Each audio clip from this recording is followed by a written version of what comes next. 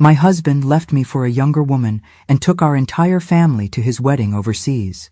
He texted, "Be gone when we return. I hate old things. I work hard, so I deserve a new life." When they came back, laughing, they found only empty land where our home once stood. Their faces went white. I watched from my parked car and couldn't stop smiling. Where are you watching from today? Drop your location in the comments below and hit that like and subscribe button. Let me tell you how I got to this delicious moment, sitting in my Honda Civic at 2 p.m. on a Tuesday, watching my cheating ex-husband Frank and his child bride Amber stare at a perfectly manicured empty lot where our $800,000 suburban paradise used to sit.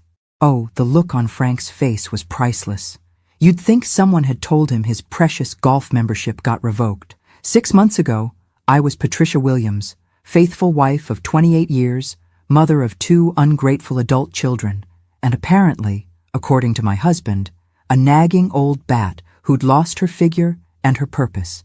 Those were his exact words when he announced he was leaving me for Amber, his dental hygienist. Because nothing says midlife crisis like a 24-year-old with perfect teeth and daddy issues. The whole family supported him, naturally. Our son Jake, 28, and still living off trust fund money, called it Dad's second chance at happiness. Our daughter Sophie, 26, and working as a social media influencer, which means she takes selfies for a living, actually helped plan the destination wedding in Tuscany. "Mom, you have to understand," she'd said, painting her nails while delivering this profound wisdom. "Dad's been unhappy for years. Amber makes him feel young again." I wasn't invited to the wedding, obviously. Frank made that crystal clear when he moved out. "Patricia, I need you gone when we get back. Start fresh somewhere. Maybe Florida, where old people go." He'd actually laughed at his own joke while loading his golf clubs into Amber's pink Jeep.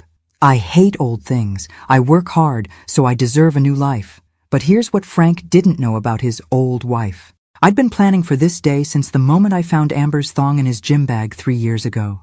See, Frank thought he was clever, but I'd been handling our finances for decades. Every investment, every account, every asset that man thought he owned? Well, let's just say Frank was about to learn the difference between his name being on something and actually owning it.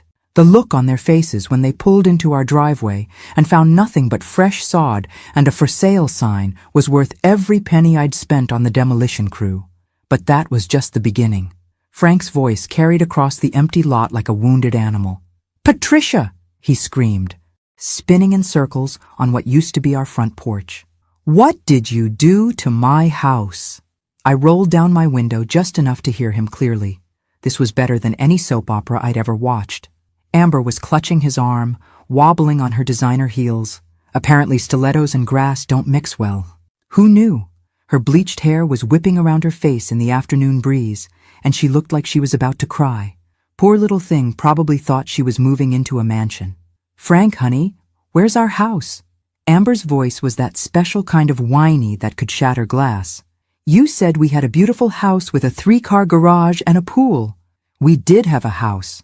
Frank was red-faced now, that vein in his forehead pulsing the way it used to when he couldn't find the TV remote.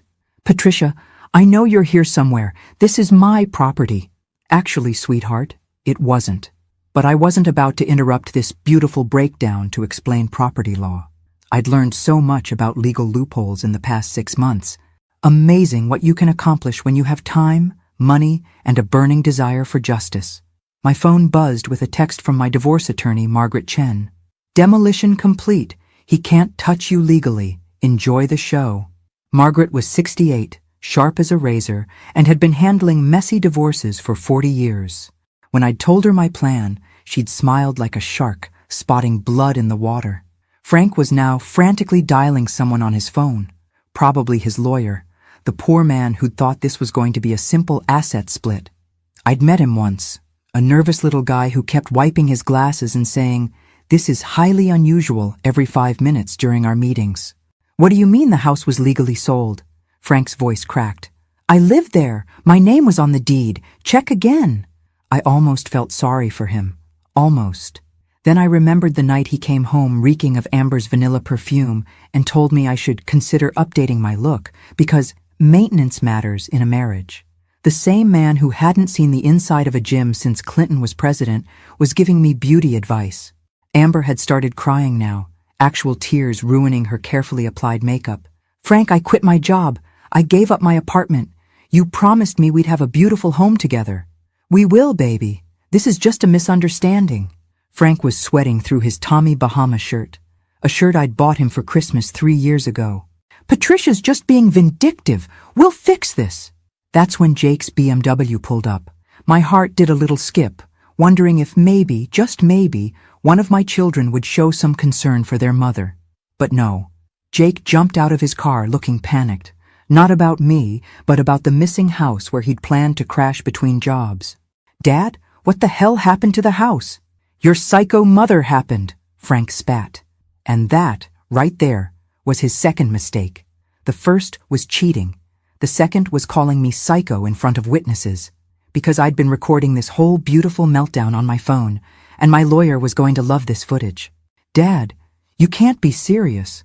Jake was staring at the empty lot like it might magically sprout a house if he concentrated hard enough. "Where are we supposed to live?" "We'll figure it out, son." Frank was trying to sound calm, but his voice had that high-pitched quality it got when he was trying not to panic. "This is just temporary. Your mother's playing games, but I'll straighten this out legally."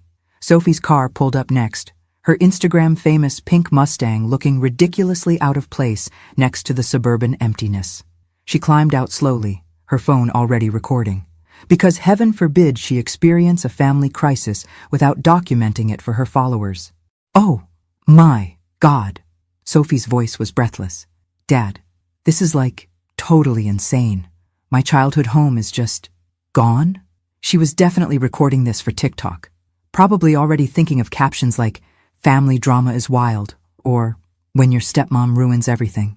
Actually, sweetheart, your stepmom had nothing to do with this. This was all your dear old mom, the one you haven't called in 3 months. "Patricia did this," Frank announced to Sophie like he was delivering breaking news. "She sold our house out from under us while we were at the wedding."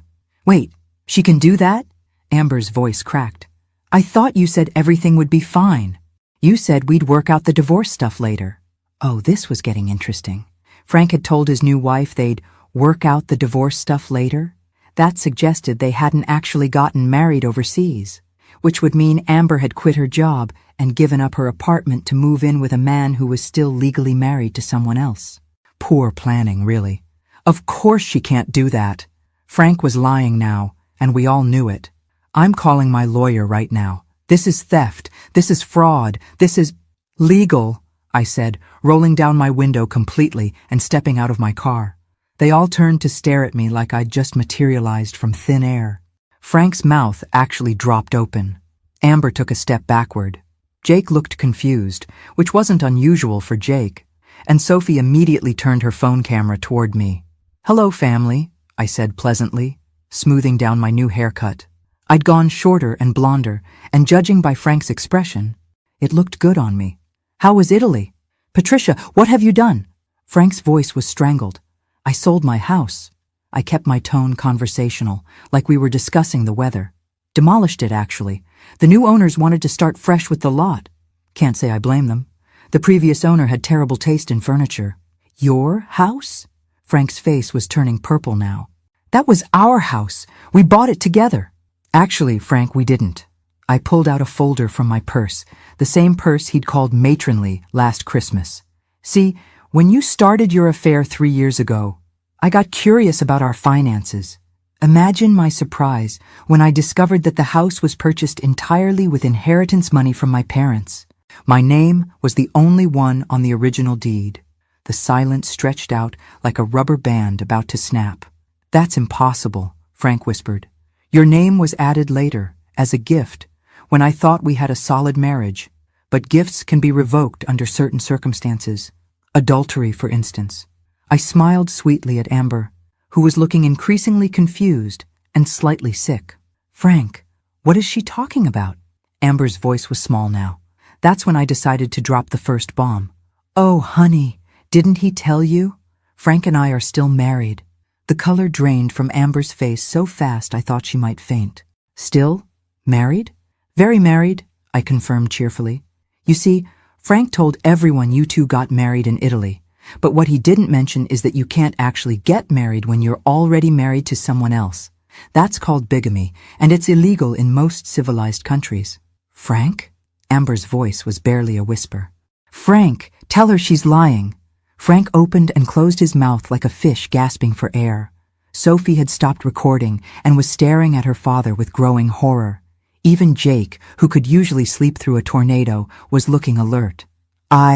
We were going to... The paperwork got complicated.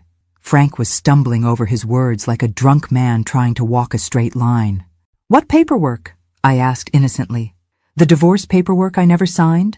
The paperwork your lawyer never sent me? Or maybe you mean the marriage license that doesn't exist because you're already married to me? This was the part I'd been looking forward to for months. You see, Frank had spent so much energy planning his romantic Italian getaway that he'd forgotten about tiny details like actually filing for divorce. He'd assumed I'd just quietly disappear, sign whatever papers he eventually got around to sending me, and let him live his best life. Men like Frank always assume women like me will just roll over and play dead.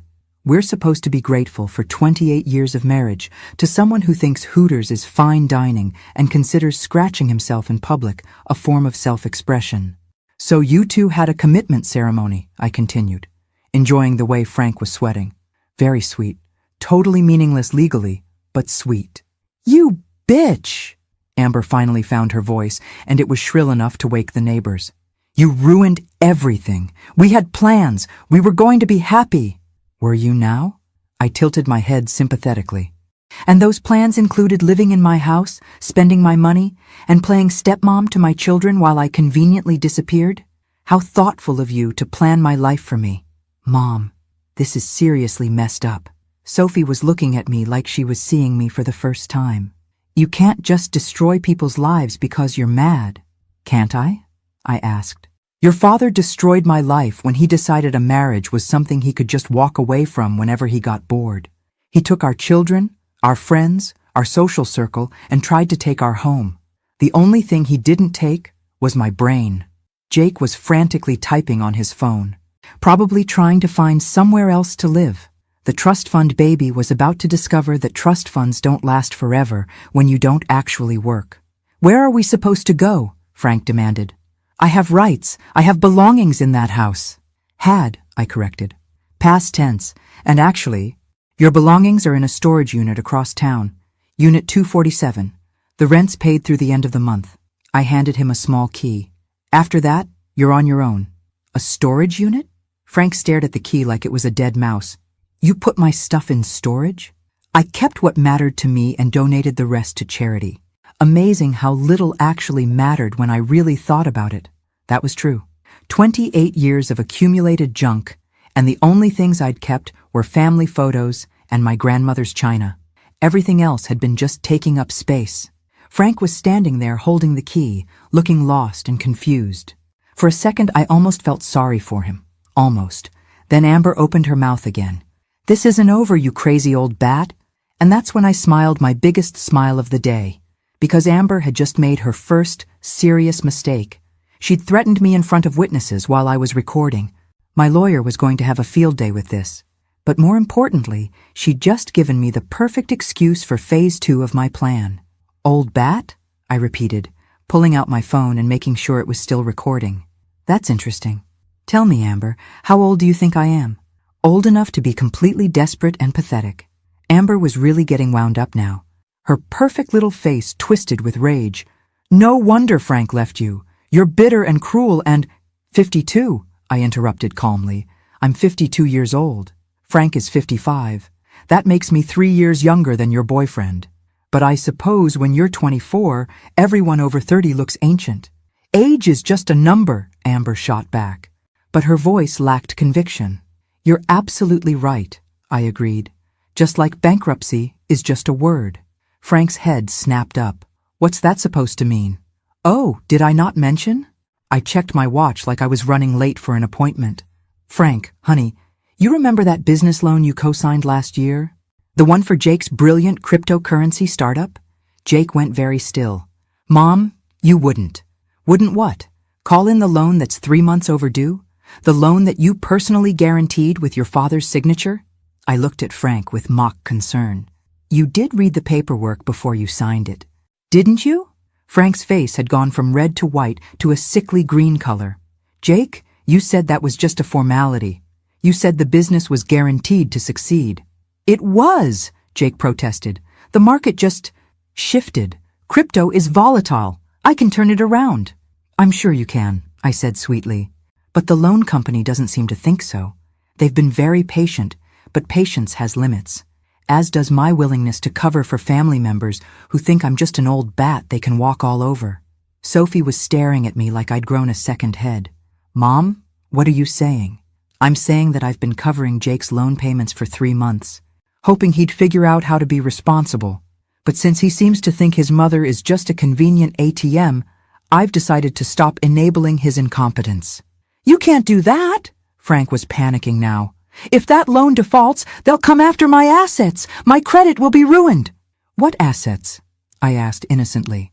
Your house is gone. Your savings account was frozen this morning pending the divorce proceedings. And your credit cards? Well, let's just say they're about to be very disappointed when they try to collect on those balances. This was the revelation I'd been saving for the perfect moment.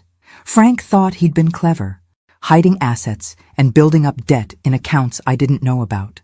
But I'd known about every secret credit card, every hidden expense, every dollar he'd spent on Amber's designer bags and weekend getaways. I'd just been waiting for the right time to use that information. How did you? Frank started to ask, then stopped. How did I know about your secret accounts? About the money you've been spending on your girlfriend? About the debts you've been hiding? I shrugged. Frank, I handled our finances for 28 years. Did you really think I wouldn't notice when you started acting like a teenager with a stolen credit card? Amber was looking between Frank and me with growing alarm. Frank, what is she talking about? What money? What debts? It's nothing, baby. Just some misunderstandings. $43,000 in credit card debt, I announced cheerfully. All in Frank's name, of course. Amazing how quickly expenses add up when you're trying to impress a young woman. Jewelry, vacations, that adorable pink Jeep. You bought me that Jeep for my birthday. Amber whirled to face Frank. You said it was paid for. It is paid for, Frank insisted. I mean, it will be. The payments are totally manageable. $647 a month, I added helpfully. Plus insurance for a 24-year-old driver in a high-risk vehicle category. That's another $300 a month. Amber was doing math in her head, and judging by her expression, the numbers weren't working out the way she'd hoped. Frank, she said slowly, you told me you were wealthy. You said money wasn't a problem. It's not a problem. Patricia's just being vindictive. Once the divorce is final, I'll get half of everything and— Half of what? I interrupted. Frank, sweetie, there is no everything to split. There's just debt, mountains of it, all in your name. And that's when I saw it. The exact moment when Amber realized she'd quit her job, given up her apartment, and attached herself to a man who was not only still married, but also completely broke. The exact moment when she understood that she'd traded her independence for a fantasy that was never going to come true. It was beautiful. Wait. Amber was waving her hands around like she was trying to clear smoke. Frank, you told me you owned a successful company. You said you were planning to retire in 5 years. I do own a company, Frank protested, but his voice lacked its usual confidence. Williams Construction has been profitable for 15 years. Williams Construction? I laughed out loud for the first time all day. Oh, honey, that's precious. Tell her about Williams Construction, Frank. Tell her who actually owns it. Frank's silence was answer enough, but I was enjoying myself too much to stop now. You see, Amber, Frank likes to tell people he owns a construction company. What he doesn't mention is that Williams Construction is owned entirely by me. Frank is an employee, a well-paid employee, I'll grant you, but still just an employee. That's impossible, Frank was sputtering. Is it? Should I call Tom Bradley and ask him who signs his paycheck? Tom was Frank's foreman, a good man who'd been running the actual operations for years while Frank played golf and told people he was a business owner. Or maybe we should ask the IRS. Since I've been filing the business taxes for 15 years, this was my favorite part of the whole plan. Frank had spent so many years taking credit for my work, for my money, for my decisions, that he'd actually started believing his own lies. He really thought he owned the company, even though every legal document clearly showed my name as sole proprietor. "But I built that company," Frank shouted. "I worked 60 hours a week for years." "You worked for me," I corrected, "and you were paid very well for your work. But owning a business? That requires paperwork, Frank. Legal paperwork.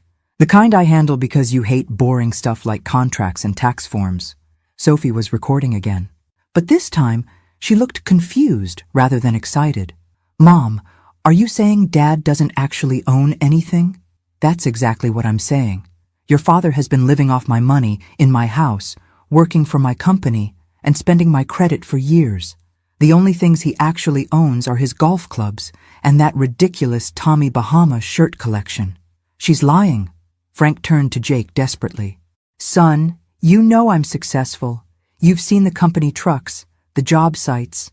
"I've seen Mom's company trucks," Jake said slowly, and I could almost see the pieces clicking into place in his head. "Mom's the one who taught me about business licenses and tax law. Mom's the one who showed me how to read financial statements." Poor Jake. Not the brightest bulb in the chandelier, but at least he was starting to understand the situation. "This is insane," Amber declared. "I'm calling my mother. I'm going home." "That might be a problem," Frank said quietly. "What do you mean?" "You said you gave up your apartment. Because you said we were getting married. Because you said we'd live in your beautiful house." Amber was getting hysterical now, her voice climbing toward a frequency that probably annoyed dogs 3 blocks away. "We can figure this out," Frank insisted. But even he didn't sound convinced anymore. "Figure what out?" I asked pleasantly. "Frank, you have no house, no money, no assets, and a mountain of debt. Amber has no job, no apartment, and apparently no legal relationship with you despite what she thought was a wedding. Jake has a failed business and a loan he can't pay back. Sophie has, Sophie has her influencer career, so she's probably fine." "Thanks, Mom," Sophie muttered. "You're welcome, sweetheart." I looked around the group, all of them staring at me like I was some kind of alien life form. "This has been fun, but I have an appointment with my lawyer in an hour.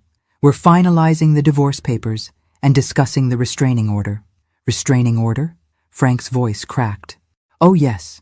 You see, when you sent me that text telling me to be gone when you returned, and when you called me a nagging old bat in front of witnesses, and when your girlfriend here called me a crazy old bat and said, 'This isn't over,' well, that constitutes harassment, possibly threatening behavior." Amber had gone very quiet. Smart girl. Unfortunately for her, it was too late for quiet. "Margaret thinks we have an excellent case for a restraining order that would prevent any of you from contacting me, coming within 500 feet of my new residence, or attempting to interfere with my business operations." "Your new residence?" Frank asked weakly. I smiled and pulled out my car keys. Did I not mention? I bought a lovely condo downtown. Cash purchase, of course. Gated community, excellent security, and absolutely no space for ungrateful children or cheating husbands. That's when I delivered the final blow of Phase 2. "Oh, and Frank, you might want to check your email. The divorce papers were filed this morning. Since you never responded to any of the previous notifications, and since you've been committing adultery for 3 years, this is going to be what's called an uncontested divorce. I get everything, you get nothing, and your girlfriend gets to learn what it's like to date a broke, homeless, middle-aged man with terrible credit." I climbed back into my Honda Civic and started the engine, rolling down the window one more time. "Have a wonderful day, everyone. And remember, I work hard too, so I deserve my new life." As I drove away, I could see them in my rearview mirror, standing on the empty lot like survivors of some natural disaster, trying to figure out what had just hit them. But I wasn't done with them yet. Phase 3 was going to be even better. 3 weeks later, I was sitting in my new downtown condo, sipping wine on my balcony overlooking the city lights, when my phone started ringing. The caller ID showed Jake's number, and I actually debated whether to answer. But curiosity got the better of me. "Hello, Jake." "Mom, we need to talk." His voice sounded different. Tired. Defeated, maybe. "Can I come over?" "I'm sorry, but that's not possible. There's a restraining order. Remember? You'd have to stay 500 feet away from my building. Mom, please.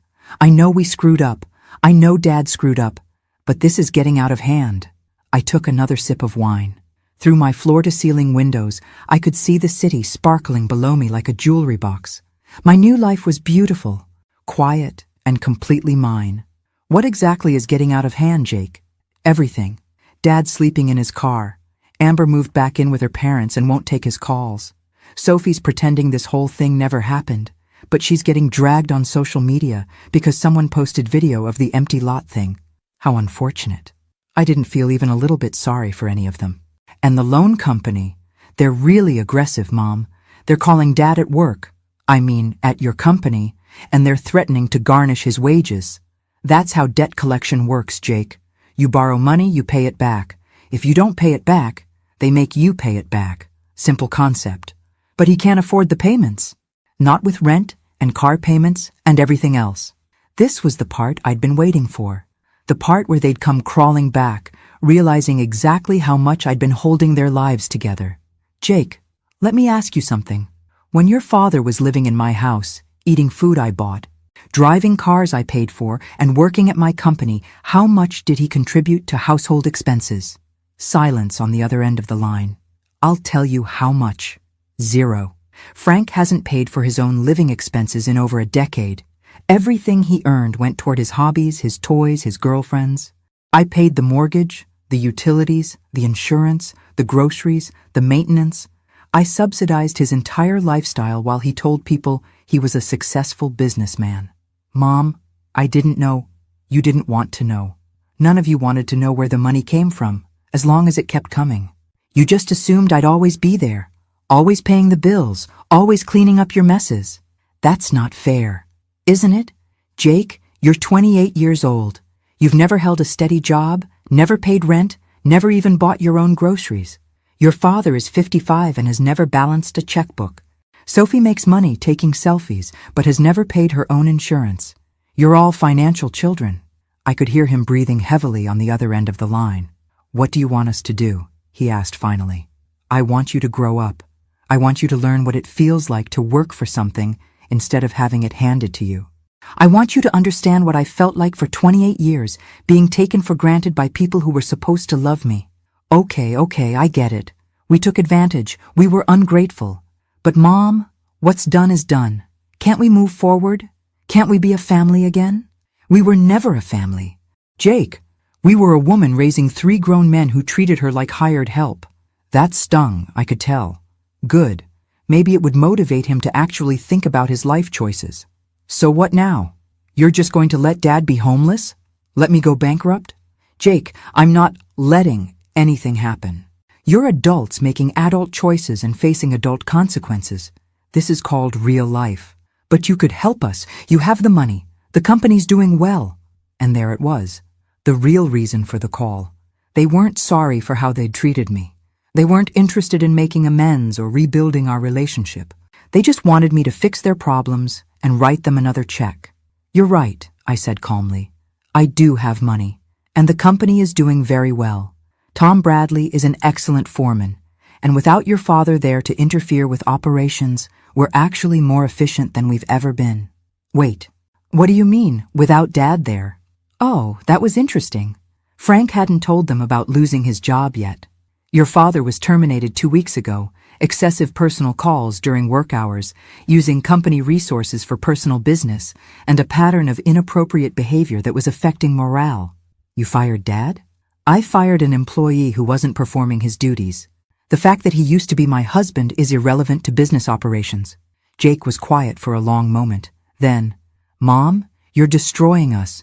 No, Jake, I'm letting you destroy yourselves. I'm just not cleaning up the mess anymore. This isn't the mother I know. You never knew me, I said sadly. You knew a woman who was too afraid of losing her family to stand up for herself. You knew someone who would rather be miserable than alone.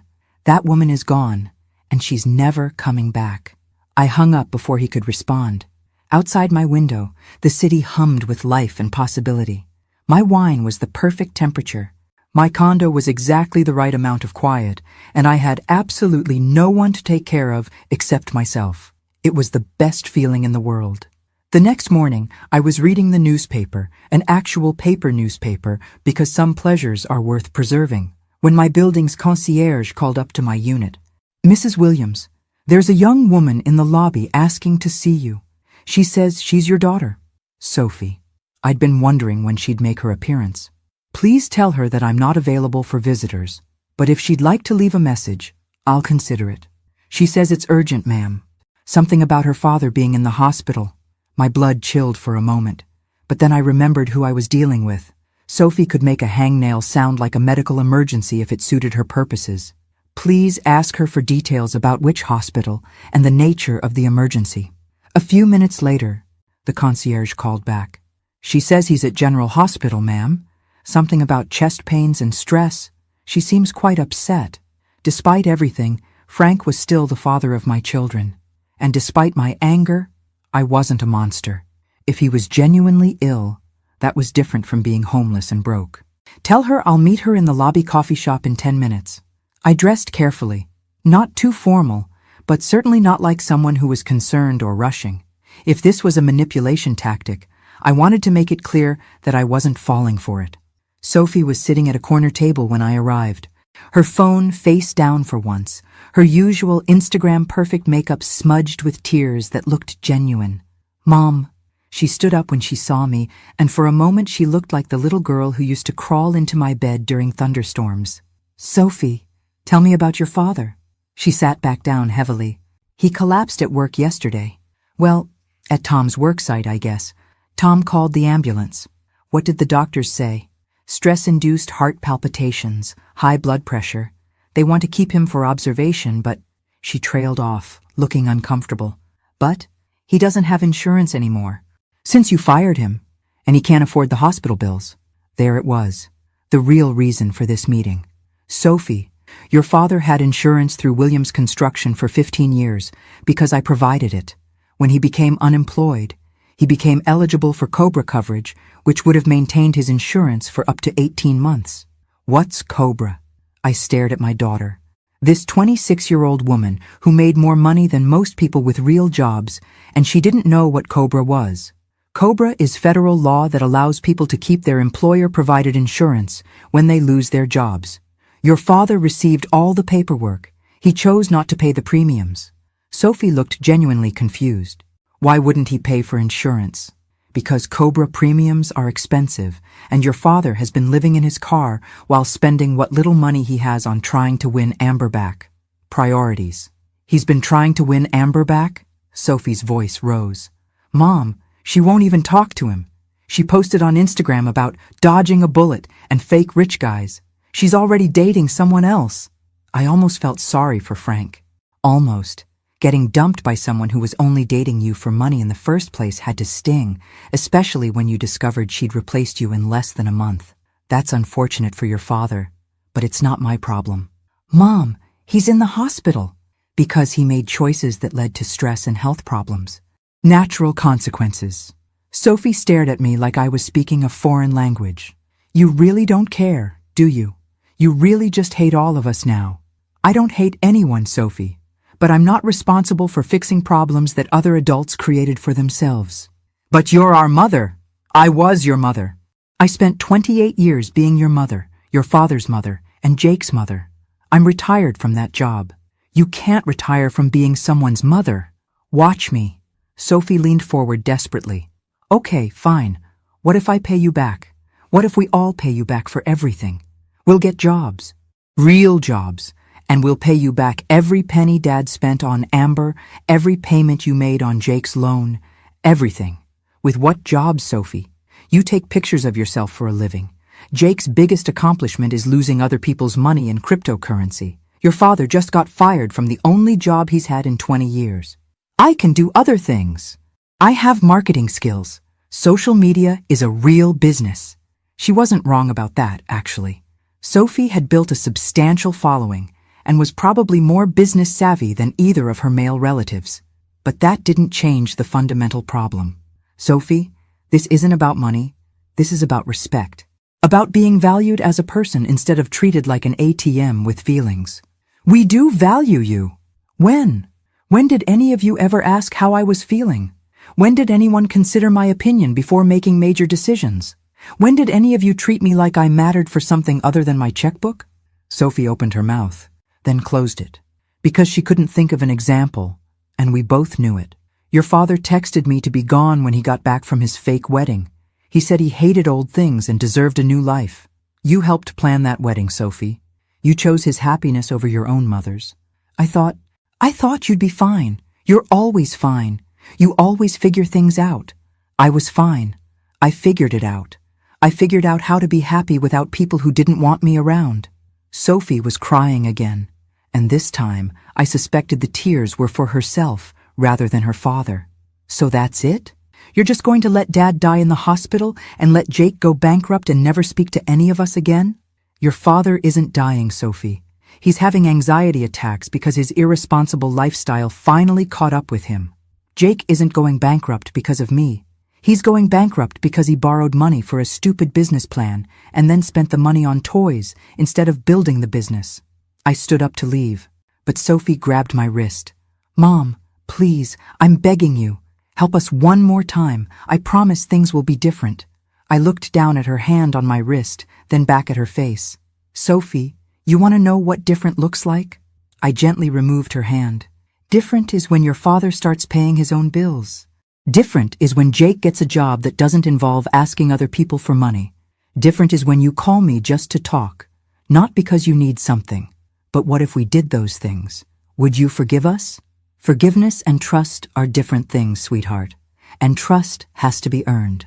I walked away, leaving her sitting in the coffee shop with her tears and her phone and her sudden understanding that actions have consequences, even when you're young and pretty and used to getting your way. But as I rode the elevator back up to my condo, I couldn't shake the image of Frank in a hospital bed, alone and scared. Because despite everything, some part of me still remembered the man I'd fallen in love with 30 years ago. That was the part I'd have to be most careful about. The part that might still be vulnerable to manipulation. The part that might still want to save people who didn't want to save themselves. That was the part that could ruin everything. 2 days later, Margaret Chen called me with news that changed everything. Patricia, we need to meet immediately. Something's come up in the divorce proceedings that you need to know about. An hour later, I was sitting in her office, watching her spread documents across her desk with the efficiency of a car dealer in Vegas. Frank's been busy, she said without preamble. Busier than we thought. What do you mean? Margaret handed me a thick folder. He filed a counter-petition for the divorce.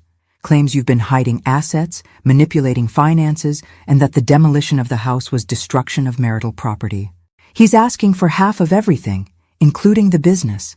I laughed out loud. He has no case. The house was legally mine. The business is legally mine, and I have documentation for every financial transaction. That's what I thought too. Until this. Margaret pulled out another document, this one with an official seal. Frank hired an investigator. A good one. My blood went cold. What kind of investigator? The kind that found out about the trust. The trust. I'd forgotten about the trust. Patricia, why didn't you tell me about the Williams Family Trust established in 1998? The one that technically owns 40% of your business assets? My hands were shaking as I reached for the document. There it was, in black and white, the trust I'd set up 25 years ago when Jake was born, designed to protect our family's assets and provide tax advantages. The trust that named Frank as co-trustee. I'd forgotten, I whispered. We never used it. It was just sitting there, inactive. It's not inactive anymore. Frank filed papers yesterday claiming his rights as co-trustee to access trust assets. If a judge agrees that the trust is legitimate and that Frank has rights to those assets, he could take 40% of my business. He could take 40% of everything that was purchased or improved using business profits over the past 25 years. Your condo, your savings, your retirement accounts. I felt like I was falling down a very deep hole. Can he do that? Legally? That's what we're going to find out. His lawyer is good, Patricia. Better than I expected. This isn't the simple divorce I thought we were handling. I spent the rest of the day in Margaret's office, going through every document, every contract, every financial record. By evening, the picture was clear and terrifying. Frank might actually win. If the trust was valid, and it looked like it was. And if Frank's rights as co-trustee were upheld, and they might be, then everything I'd worked for, everything I'd built, everything I thought was safely mine could be split right down the middle. There has to be something, I said for the 10th time. Some loophole, some technicality. Patricia, I've been doing this for 40 years. Sometimes bad people win. Sometimes good people lose. Sometimes the law doesn't care about justice. That night I sat in my beautiful condo, looking out at my beautiful view, and realized that I might lose it all. Frank, sleeping in his car and having panic attacks, might end up with half of everything I'd worked for. The irony was spectacular. In trying to punish him for taking me for granted, I'd reminded him that I was worth taking seriously. In trying to show him how much he needed me, I'd shown him exactly how much I was worth. My phone rang. Frank's number. I almost didn't answer, but something made me pick up. Patricia. His voice sounded different, stronger, more confident than it had been in weeks. What do you want, Frank? I want to make a deal. What kind of deal? I drop the trust claim, you drop the restraining order and the divorce proceedings.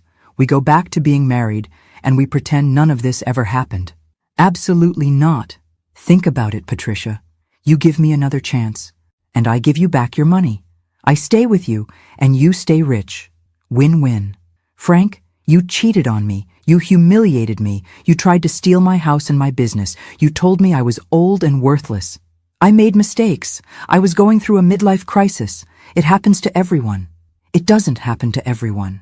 It happens to selfish people who think their feelings matter more than other people's lives. Patricia, be practical. If this goes to court, you could lose millions. Millions. Is your pride really worth that much? That's when I realized something that changed everything. Frank wasn't calling from a position of weakness. He was calling from a position of strength because he thought he held all the cards. He thought I'd be so terrified of losing my money that I'd take him back just to keep it. He thought I was still the same frightened woman who'd rather be miserable than alone. He thought wrong. Frank, I said calmly, let me ask you something. How much do you think I'm worth? What do you mean? My net worth. How much do you think I have? I don't know. A few million, maybe? Try again. Silence on the other end of the line. Frank, you lived with me for 28 years, but you never paid attention to anything I actually did. You never looked at the real financial statements, never asked about the investments, never wondered why I worked such long hours or why I was always on the phone with lawyers and accountants. Patricia, what are you saying?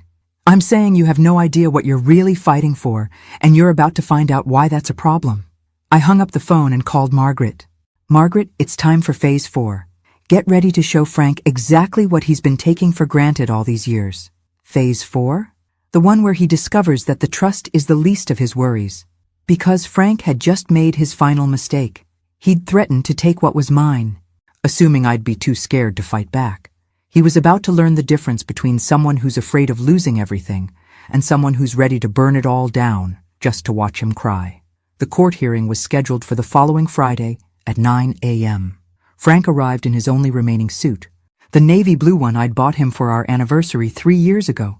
He looked confident, almost smug, like a man who was certain he was about to win the lottery. He had no idea what was about to hit him. Margaret and I took our seats across from Frank and his lawyer, a sharp-eyed man named David Parker, who'd built his reputation on complex financial cases. Parker had clearly done his homework, and I could see the thick folder of documents he'd prepared. Your Honor, Parker began when the judge called our case, my client is seeking his rightful share of marital assets that his wife has attempted to hide through illegal property transfers and financial manipulation. The judge, a stern-looking woman in her 60s named Judge Harrison, looked over her reading glasses at the paperwork. This concerns a trust established in 1998? Yes, Your Honor. The Williams Family Trust, which my client co-established with his wife, and which gives him equal rights to trust assets valued at approximately $4 million. Frank was practically glowing. $4 million was more money than he'd ever imagined having access to. Judge Harrison turned to Margaret. Counselor, how does your client respond to these claims? Margaret stood slowly, and I caught the slight smile playing at the corners of her mouth. Your Honor, Mrs. Williams does not dispute the existence of the trust. However, she would like to present evidence regarding the full scope of marital assets that Mr. Williams is claiming. Proceed. Margaret opened her own folder and pulled out a single sheet of paper. Your Honor, Mr. Williams has based his claim on the assumption that the Williams Family Trust represents the majority of his wife's assets. However, he has been operating with incomplete information. She handed copies of the document to the judge, to Parker, and to Frank. Frank's face went white as he read it. Your Honor, Margaret continued, Mrs. Williams's total net worth is not $4 million, as Mr. Williams believed. According to this certified financial statement prepared by the accounting firm of Bradley, Thompson & Associates, Mrs. Williams's current net worth is approximately $47 million. The courtroom was dead silent. Frank's mouth was hanging open like a broken gate. The Williams Family Trust represents less than 10% of Mrs. Williams' total assets. The majority of her wealth comes from real estate investments, stock portfolios, and business ventures that were purchased and developed using her inheritance money, not marital assets. Judge Harrison was reading the financial statement with raised eyebrows. Mrs. Williams, is this accurate? I stood up. Yes, Your Honor. My husband lived with me for 28 years, but he never took an interest in our finances beyond spending money. He has no idea what I've been building during our marriage. Furthermore, Margaret continued, Mrs. Williams would like to present evidence that Mr. Williams has been systematically stealing from marital accounts for the purpose of conducting an extramarital affair. She handed over another folder, this one thick with credit card statements, bank records, and receipts. Over the past 3 years, Mr. Williams has spent approximately $127,000 of marital funds on gifts, travel, and expenses related to his relationship with Ms. Amber Collins. This represents embezzlement of marital assets. Frank's lawyer was frantically whispering in his ear, but Frank looked like he was about to be sick. Your Honor, Margaret said, delivering the final blow, Mrs. Williams is prepared to offer Mr. Williams a settlement. What kind of settlement? Mr. Williams may keep his personal belongings, his car, and receive a one-time payment of $50,000 in exchange for relinquishing all claims to marital property, business assets, and trust funds. In addition, he will be required to repay the $127,000 he embezzled, either in cash or through wage garnishment over a period not to exceed 10 years. Frank was shaking now. Patricia, you can't be serious. I looked at him directly for the first time that day. Frank, you wanted a new life. This is your new life. You can accept the settlement and walk away with $50,000, which is more than you deserve. Or you can fight it and walk away with nothing except a criminal charge for embezzlement. Embezzlement? Frank's voice cracked. You can't prove that? Margaret handed the judge another document. Actually, Your Honor, we can.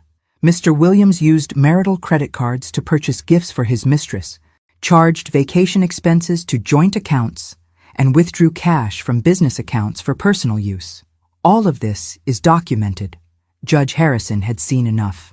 Mr. Williams, I suggest you consider this settlement very carefully.